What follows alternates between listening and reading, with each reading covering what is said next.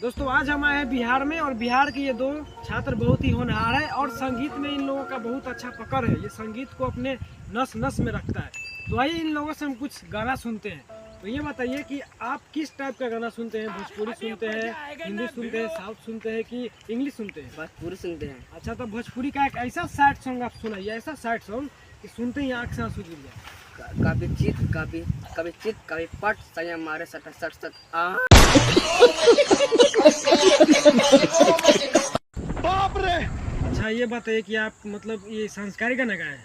हाँ, तो मैं गाना सुन में करते हैं। अरे दादा रे, मतलब ये गाना सुनते ही संस्कारी सॉन्ग है। आपको कैसा लग रहा है कि संस्कारी सॉन्ग?